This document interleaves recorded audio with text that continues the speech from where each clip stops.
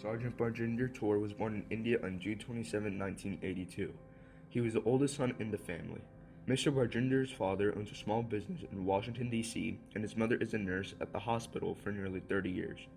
Mr. Toor was born in India and moved to the United States with his parents as a child.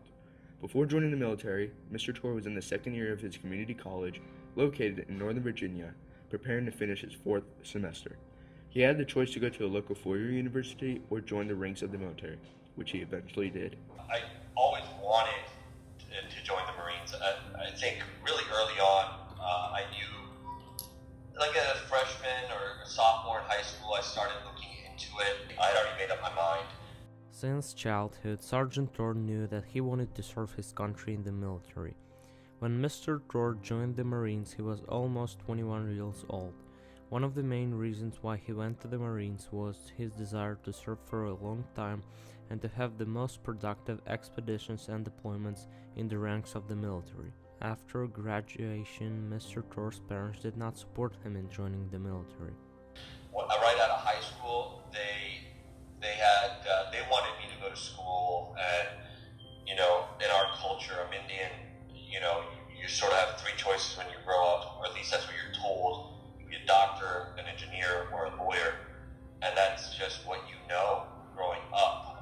So when I threw this idea at them, it was a curveball. They weren't for it. Sergeant Toor received his training at the MCRD, Paris Island, for a national boot camp.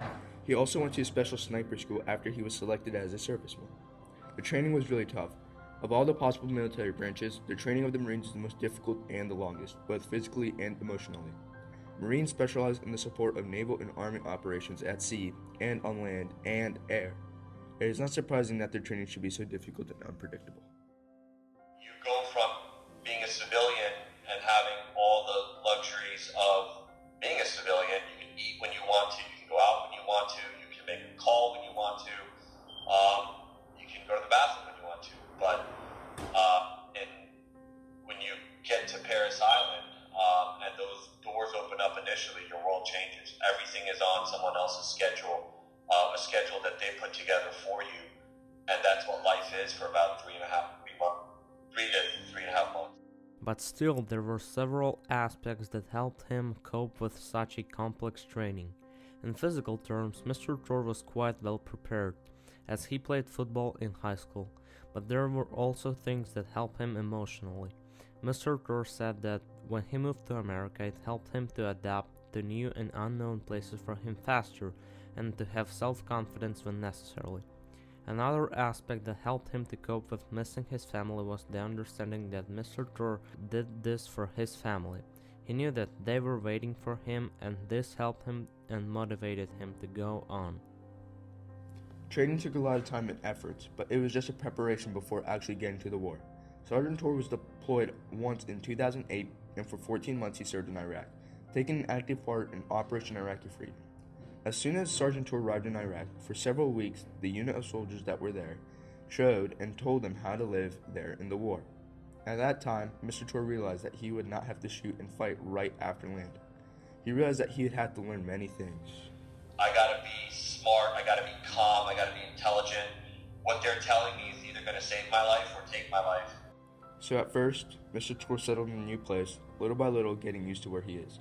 And after the previous unit had left, they began their duties. And then when they leave, it's game on, right? Because then you're in charge for everything that they were doing in country. They're gone at that point.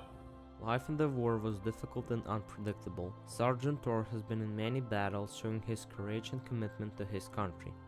While the soldiers are in deployment, they have no free time. They are constantly ready to defend themselves and their brothers.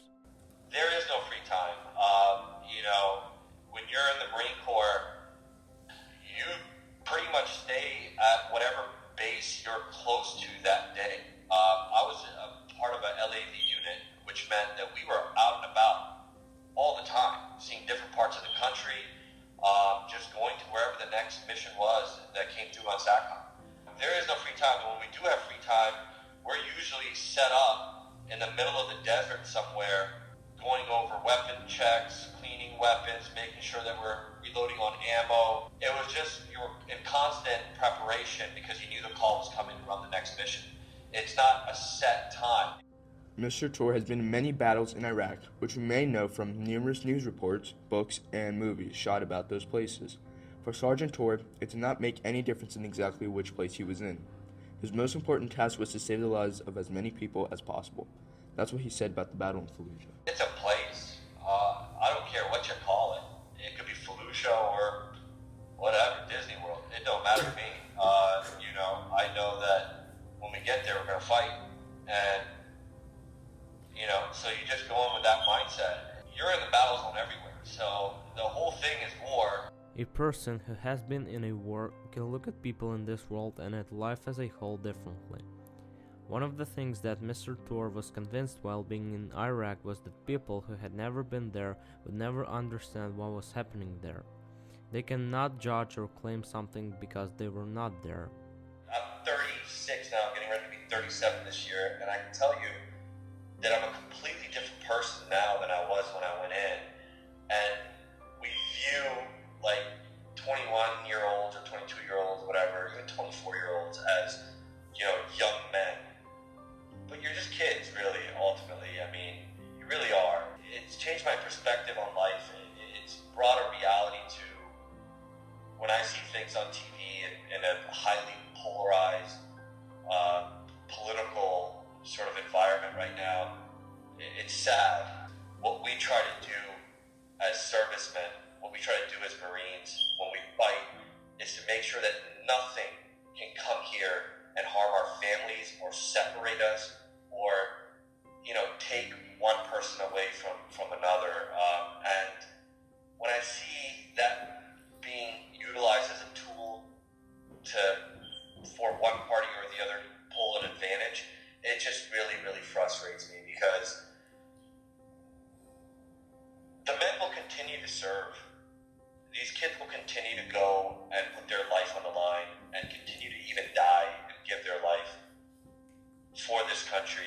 Mr. Toor began to look at the world from a completely different angle and perspective. People think that soldiers are fighting for different things. Very often, people themselves do not understand why the military is needed. But Sergeant Toor, like no one else, understands what it means to be in a war, and how important it is to remember those people who gave their lives so that we can live in peace. It's really sad, is what it is. It's not what we fought for. It's just the polar opposite of what we fought for. We fought for an America that is the greatest country in the world, not because it's rich, not because it has the greatest attractions, not because we get to drink at 18 and go to clubs. I mean, that's not why we fought for it. We fought for it. It's the greatest country in the world because it gives you opportunity. And there are places around the world, places where we fought a war that don't give you that opportunity. And we know what that's like. We know what it's like for women that live there, or children. We've seen really bad things happen to really good people. And when we start to divide people here, it just really frustrates me. So it's just an understanding that really has changed my life. After Barjinder Toor left Iraq, he realized the war really affected his personal life. Now Mr. Toor has a family with 2 kids and a wife, which he claims is the most beautiful woman in the world and having 2 beautiful kids. And as a message for the future generations, Mr. Toor said, Be better. Not to say that we're bad or not well off in any which way as a military and or country and or people, but just be better. And if you were leaving this same message, 100 years from now, I hope your message is the same to the people that are going to come next, and to the next how many ever generations. Be better. Sergeant Barjinder Toor faced many difficulties, battles, deaths, and new relationships. Although he had many hard times in his service, he always had that positive attitude and good view of things. Now that Mr. Toor is out of his service, he owns a small business in Fairfax, Virginia, and has a little family of his own, living in a big house, and knows he's living in a great country because of his service in the Marine Corps. So for all the troubles and fighting you went through, Sergeant Barjinder Toor, even though you don't like hearing it, we thank you for your service.